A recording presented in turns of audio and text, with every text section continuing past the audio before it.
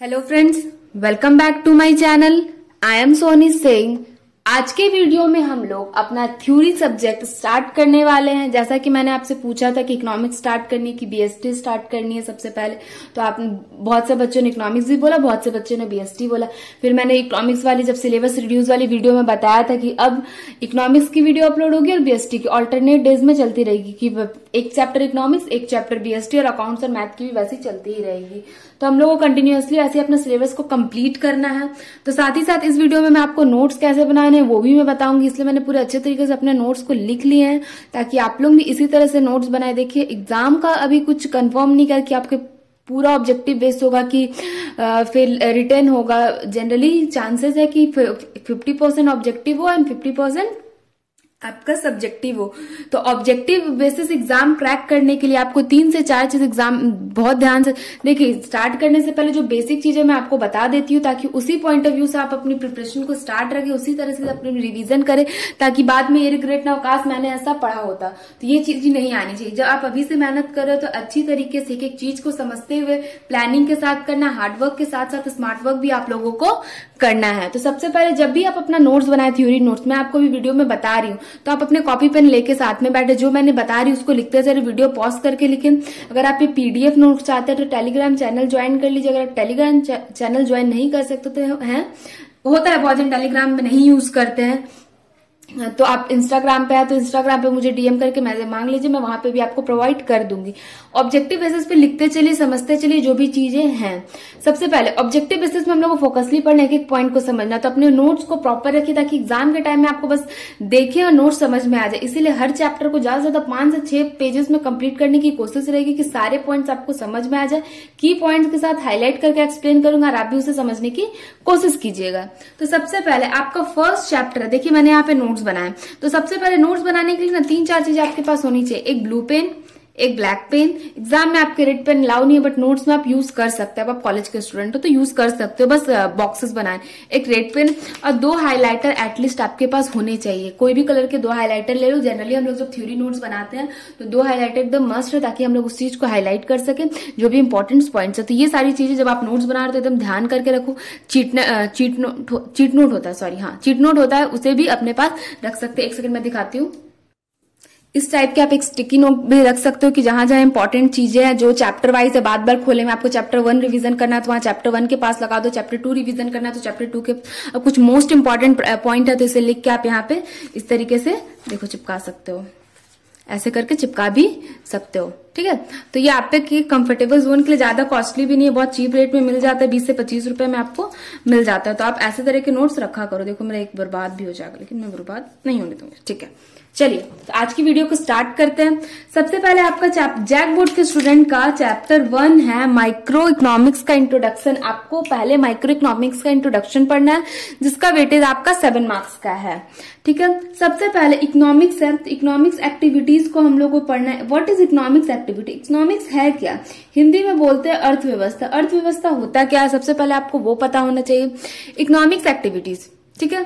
Economics activities का मैंने definition लिखा है। Economics activity that activities which is related to use a limited resources for satisfied human want. क्या होता है? ह्यूमन का जो वांट होता है वो अनलिमिटेड होता है और रिसोर्सेज क्या होता है? लिमिटेड होता है। जैसे कि एग्जाम्पल, गर्ल्स हो या बॉयज हो, हम लोग शॉपिंग करने जाते हैं, घर से हम लोग को पैसा कितना मिलता है? 2000 रुपीज या 1000 रुपीज की जाओ शॉपिंग कर लो और हमें वहां पसंद कितनी सारी चीजें आ जाती है, 4000 5000 की भी चीज। तो क्या रहता है? हमारे वांट जो रहता है वो अनलिमिटेड रहते हैं बट हमारे रिसोर्सेज क्या है? वो लिमिटेड है। ये इकोनॉमिक्स का सबसे इंपॉर्टेंट पॉइंट है। जब फर्स्ट आपको इकोनॉमिक्स का ये पता होना चाहिए, इकोनॉमिक्स का जो वांट है वो अनलिमिटेड है, रिसोर्सेज आर लिमिटेड। ये आपसे ऑब्जेक्टिव में भी पूछ सकता है प्लस ट्रू फॉल्स में भी आपसे पूछ सकता है। तो इकोनॉमिक्स क्या? अर्थ, पैसा का मनी ट्रांजैक्शन जो होगा वो इकोनॉमिक्स में आता है। अकॉर्डिंग टू मॉडर्न इकोनॉमिक्स क्या कहता है? That activities called economics activity which is related to use a limited resource for satisfying unlimited human want. मतलब लिमिटेड रिसोर्स में ह्यूमन का जो वांट है उसको कैसे सेटिस्फाइड किया जा सके। मतलब कम पैसे में, मतलब कैसे अपना ह्यूमन वांट्स जो है उसको सेटिस्फाइड किया जाए, ये हमारा सिखाता है मॉडर्न इकोनॉमिक्स। तो जैसे कि एग्जांपल, जैसे कि किसी बंदे के पास, किसी इंसान के पास, व्यक्ति के पास पहले साइकिल, पैदल वो चलता है, तो उसको क्या डिमांड आती है कि उसके पास साइकिल आ जाए। जब वो साइकिल होता आता है उसके, तो क्या सोचता है कि काश मेरे पास बाइक आ जाए, मैं जल्दी स्कूल पहुंच जाऊंगा, कॉलेज पहुंच जाएंगे, साइकिल से फिर भी टाइम लगता है। फिर जब उसके पास बाइक आ जाता है, जब वो जॉब करने लगता है, सोचता है कि मेरे पास कार आ जाए। ये तो हम लोग क्लास 11 में पढ़ेंगे, बट फिर भी इकोनॉमिक्स बता रही हूँ तो थोड़ा सा ब्रीफ में डेफिनेशन दे रही हूँ ताकि आप लोगों को ये सारी चीजें समझ में। कार होता है, जब कार हो जाता है तो क्या सोचता है मेरे पास आराम, अब तो हेलीकॉप्टर, एरोप्लेन, जेट नहीं सोच सकता, अब तो उसके लिए बहुत बड़ा आदमी बनना पड़ेगा। अब तो अंबानीज होंगे तभी उनके फ्लोर पे एरोप्लेन और जेट ये सब लैंड होंगे। तो ह्यूमन के जो वांट है ना अनलिमिटेड रहते हैं, लिमिटेड नहीं रहता। हमारा want day to day life में और जो बढ़ता ही चला जाता है। तो वही कहता है जो लिमिटेड रिसोर्सेज में ह्यूमन का अनलिमिटेड वांट को सेटिस्फाई करने का कोशिश करता है, वो हमारा मॉडर्न इकोनॉमिक्स एक्टिविटी होता क्या क्या है। सबसे पहले आपका 4 इकोनॉमिक्स एक्टिविटीज है, मैंने यहाँ कैटेगराइज करके लिखा है। Consumption, production, exchange and investment. Consumption मतलब क्या, जो भी हम कंज्यूम करते हैं मार्केट से, बायर और सेलर का। कंजम्पशन मीन्स क्या, जैसे कि जो गुड्स एंड सर्विस हम कंज्यूम करते हैं, जैसे मार्केट में गए, कोल्ड ड्रिंक परचेस किए, ड्रिंकिंग वाटर खरीदे, फूड करते, जो भी कंज्यूम करते हैं मार्केट से, चाहे वो गुड्स हो चाहे वो सर्विस हो, वो आता है कंजम्पशन कहते हैं। देखिए ऐसे बुक में पढ़ लीजिए, बस मेन पॉइंट्स में लिखा रही हूं ताकि आपको ये समझ। प्रोडक्शन, प्रोडक्शन क्या है, प्रोडक्शन करने के लिए इकोनॉमिक्स एक्टिविटी है, सबसे इंपॉर्टेंट एक्टिविटी है। कुछ भी चीज का प्रोडक्शन, जो इन्वेस्टर है, मार्केट में बिजनेस करना चाहते हैं, उसको सबसे पहले 4 चीजों की जरूरत पड़ती है। लैंड, लेबर, कैपिटल, ऑर्गेनाइजेशन या एंटरप्रेन्योरशिप, दोनों में से कोई भी एक। लैंड मतलब जमीन, जमीन रहेगा तभी वो कुछ पे बिजनेस अपना एस्टैब्लिश कर पाएंगे। कैपिटल, लेबर, अकेले तो काम कर नहीं सकते, जब उतना बड़ा बिजनेस ऑर्गेनाइज कर तो उसके लिए उन्हें लेबर चाहिए, मतलब मजदूर चाहिए काम करने के लिए। फिर कैपिटल, इतना सारा खर्चा होगा कैसे, लैंड मतलब जमीन कैसे खरीदेंगे, लेबर किस बेसिस पे काम करेंगे, तो आपको कैपिटल भी चाहिए। फिर ऑर्गेनाइजेशन, एक पर्टिकुलर नाम होना चाहिए फर्म का जिससे लोग जाने, जैसे कोको कोला है, मतलब पहले छोटे से स्टार्ट होता है ना, तो नाम होना चाहिए कि हाँ हमारा बिजनेस है, आप यहाँ पे आइए, गुड्स को परचेस कीजिए। तो वो चीज, ये चारों चीज प्रोडक्शन में आती है जो कि हमारे इकोनॉमिक्स एक्टिविटीज को सेटिस्फाई करती है। तो सबसे पहले क्या, लैंड, लेबर, कैपिटल, ऑर्गेनाइजेशन, ये आपका प्रोडक्शन के पार्ट है जिसको आपको माइंड में रखने की जरूरत है, एग्जाम में आपसे पूछा जा सकता है। फिर आता है exchange.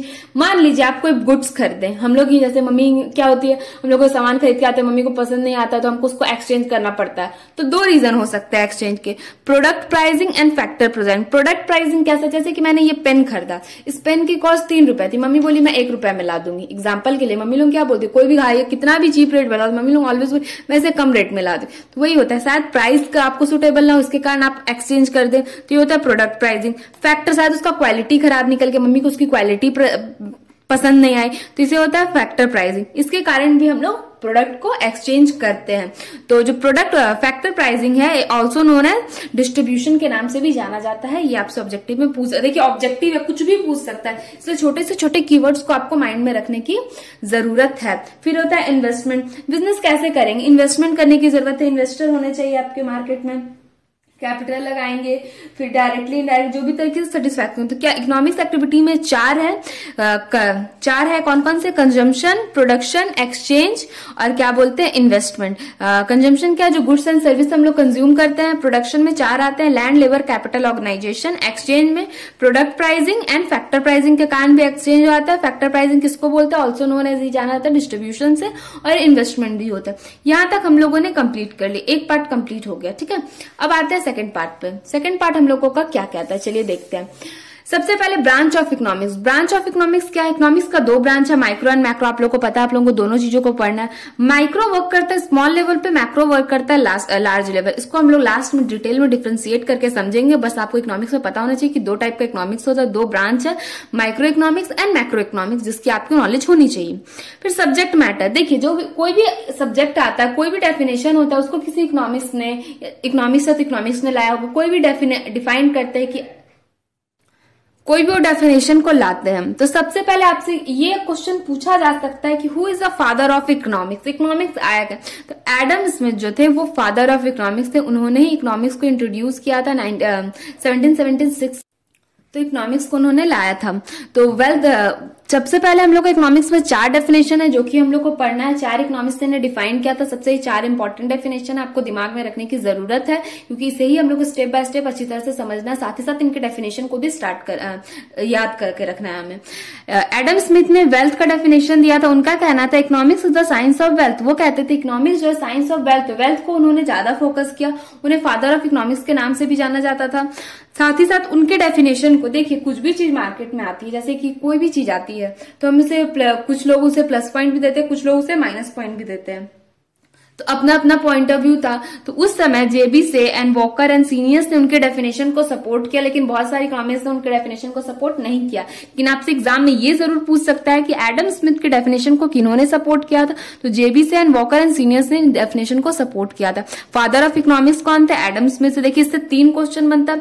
First, who is father of economics? Adam Smith. दूसरा, एडम स्मिथ का डेफिनेशन क्या है? Economics is the science of wealth, ये दूसरा क्वेश्चन। तीसरा आपसे ये पूछ सकता है एडम स्मिथ के डेफिनेशन को किन्होंने सपोर्ट किया था, तो जेवी से वॉकर एंड सीनियर ने एडम स्मिथ के डेफिनेशन को सपोर्ट किया था। ठीक है, अब आते हैं वेलफेयर। हम लोग का सेकंड इकोनॉमिक्स का डेफिनेशन है वेलफेयर डेफिनेशन। वेलफेयर डेफिनेशन दिया था मार्शल ने।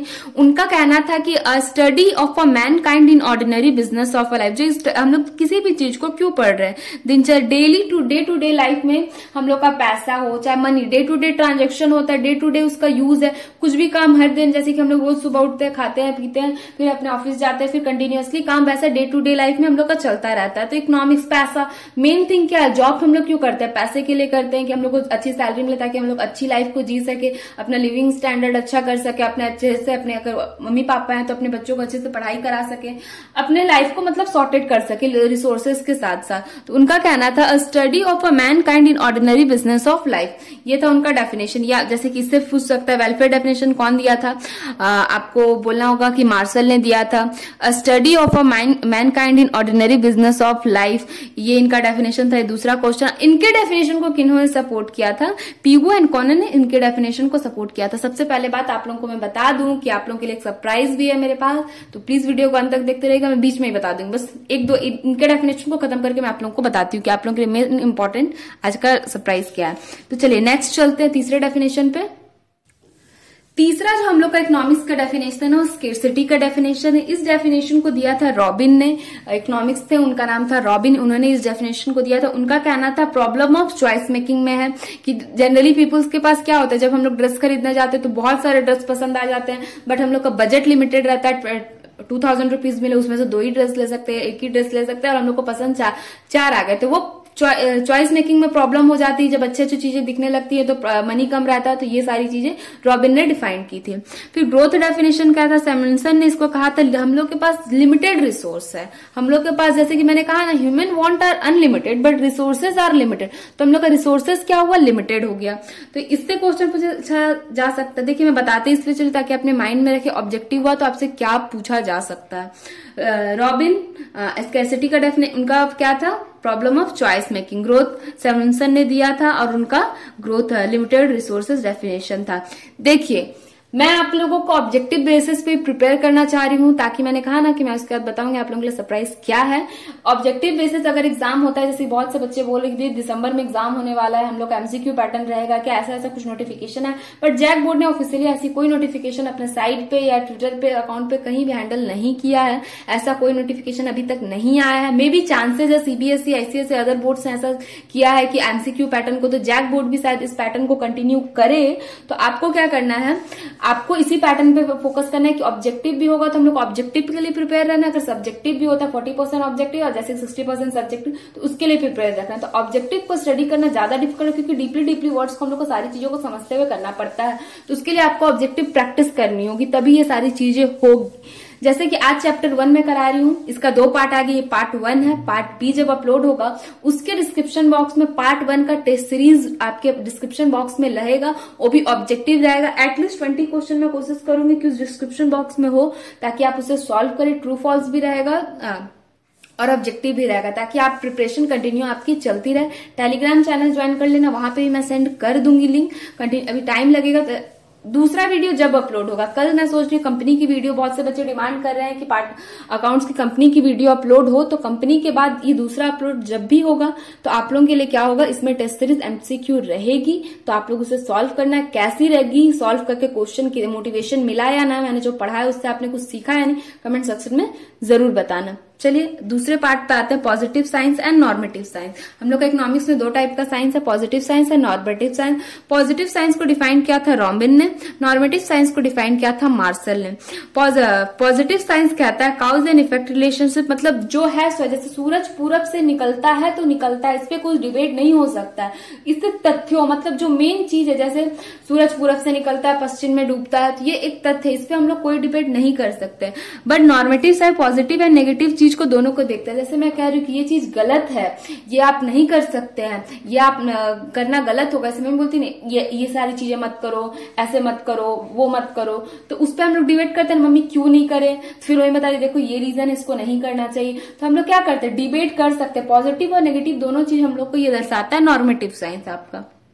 फिर जो पॉजिटिव साइंस रहता है is based upon fact not suggestion. जैसे सूरज पूरब से निकलता है, ये फैक्ट है, इसको हम लोग बदल नहीं सकते, ये सजेशन भी नहीं मांगे। अगर आप बोलेंगे पश्चिम से निकलता तो आप पागल हैं, फिर आपका कोई बात भी नहीं सुने, बोला पागल है पागल, एकदम ध्यान भी नहीं देगा। क्योंकि पॉजिटिव साइंस क्या होता है, फैक्ट पे डिपेंड करता है, ये सजेशन नहीं मांगता है। बट नॉर्मेटिव साइंस क्या, इंडिविजुअल ऑप्शन को सुनता है और सजेशन इसका नेचर है। मतलब जैसे कि आप कुछ बोल रहे हो, अपना पॉइंट रख रहे हो, तो सारे ग्रुप मेंबर्स जो आपके बात को सुनेंगे, इंडिविजुअल पर्सन की यहाँ वैल्यू दी जाती है, सजेशन को भी मायने दिया जाता है नॉर्मेटिव साइंस में। Positive science not give any value of judgement and nature, मतलब जो पॉजिटिव साइंस होता है कोई वैल्यू ऑफ जजमेंट नहीं देता है, नेचुरल बिटवीन तथ्यों पर सिर्फ बात करता है। बट नॉर्मेटिव साइंस आपका वैल्यू ऑफ जजमेंट देता है। जैसे कि ग्रुप में, क्लास में टीचर्स रहते हैं, बच्चे से बहुत प्रॉब्लम होती है कि टीचर ये प्रॉब्लम है, ये प्रॉब्लम है, ये टीचर सबकी बात सुनती है, फिर उसका अपना जजमेंट देती है, देखो इस तरीके से करो तो प्रॉब्लम नहीं होगी। तो नॉर्मेटिव साइंस सारी चीजों को सुनते हुए चलता है। चलिए अब लोग चलते हैं अब नेक्स्ट पॉइंट पे। थोड़ा वीडियो लंबा होगा क्योंकि फर्स्ट चैप्टर है ना, एक एक चीज को बताना तो थोड़ा लंबा होगा, इट्स ओके, बट कोई बात नहीं दीदी, आप पढ़ाइए, हम पढ़ेंगे, सारी चीजें आप बता रही है तो हमें पढ़ना भी है। सबसे पहले माइक्रो इकोनॉमिक्स देखिए, अकॉर्डिंग टू केएल बिल्डिंग का उनका कहना था माइक्रो इकोनॉमिक्स में be defined as a that branch of analysis which study the economics behavior of individual unit may be person and particular household or particular firm. It is a study of a one particular unit rather all the unit are combined together. मतलब ये कहता है micro economics, छोटे छोटे बोले ना, micro economics small work पे काम कर, कोई अपना घर के लिए पैसा कमा रहा है, कोई फर्म के लिए, मतलब हमारा जो मेन फोकस क्या रहता है, अर्निंग मनी रहता है, वो इकोनॉमिक्स एक्टिविटीज को भी देखना रहता है, सारी चीजों को हम लोग को मैनेज करके चलना होता है, ये हम लोग का माइक्रो इकोनॉमिक्स कह रहा है। फिर कैरेक्टरिस्टिक्स ऑफ माइक्रो इकोनॉमिक्स का study of a individual economics unit, study of a micro variable, study of a micro price determinants, ये सारी चीजें कैरेक्टरिस्टिक्स है। फिर आता है स्कोप क्या है, scope of branch of micro economics, theory of product, मतलब ब्रांच उसका क्या हो सकता है। देखिए product pricing, factor pricing, economics welfare. Product का प्राइस क्या है, फैक्ट क्या होगा उससे, अच्छा क्या होगा उससे, फिर होगा उसका इकोनॉमिक्स वेलफेयर, ये सारी चीजें हैं scope of branch. Don't worry, मैं पीडीएफ सेंड कर दूंगी टेलीग्राम चैनल पे, तो आप वहां से जाके लिख लेना। सिग्निफिकेंस ऑफ स्टडी, हम लोग इकोनॉमिक माइक्रो इकोनॉमिक्स स्टडी क्यों करते हैं, चलिए देखते हैं। Necessary to study of economics as a whole, हम लोग स्टडी क्यों करते हैं इकोनॉमिक्स का एज अ होल, सारी पॉइंट ऑफ व्यू को देखने के लिए हम लोग स्टडी कर रहे हैं। फिर help to determine economics problem, हम लोग इकोनॉमिक्स क्या प्रॉब्लम आ रहा है, क्या चीजें होती है, उसके लिए भी कर रहे हैं। Help to policy of fundamentals, हम लोग का हेल्प क्या हो जाता है, देखिए कोई भी पॉलिसी आती है, सारी चीजें सब थियोरिटिकल, ये आपको थोड़ा लर्न करना पड़ेगा। जितना बेसिक चीजें थी जो समझाने लायक थी वो मैं इसमें समझा दिया है, बट ये सारी चीज थोड़ा सा दिमाग में रखने की जरूरत है, एक दो बार बोलोगे तो आपको लर्न हो जाएगी। Help to understanding the problem of life economics, कोई भी चीज हम लोग लाते हैं तो उससे क्या प्रॉब्लम होगी, सारी चीजों को कैटेगराइज करने के लिए भी देखा जाता है। Help to understand the working of a capitalized economics, देखिए हम लोग का 3 टाइप का इकोनॉमिक्स है, mixed economics, capitalized and socialism economics. ये सारी चीजें हम लोग नेक्स्ट वीडियो में पढ़ेंगे। सेंट्रल प्रॉब्लम इकोनॉमिक्स के साथ हमारा पार्ट 2 में हमारा चैप्टर 1 कंप्लीट हो जाएगा, साथ ही साथ एमसीक्यू क्वेश्चन के साथ, दोनों वीडियो से मिलाकर दोनों पार्ट 1 पार्ट 2 से एक एमसीक्यू आएगा जो कि आपको सॉल्व करना, वो चैप्टर 2 के एमसीक्यू वीडियो में आपको मिल जाएगा। जिस दिन वो खत्म होगा उस दिन आपको डिस्क्रिप्शन बॉक्स में मिल जाएगा। अब हमने कहा था ना micro economics and macro economics का डिफरेंशिएट हम लोग सबसे लास्ट में करेंगे, आपको वो चीज समझ। Micro economics is also known as a price, ये बहुत बार एग्जाम में पूछा गया, आप इसको वीवीआई में भी रख सकते हैं।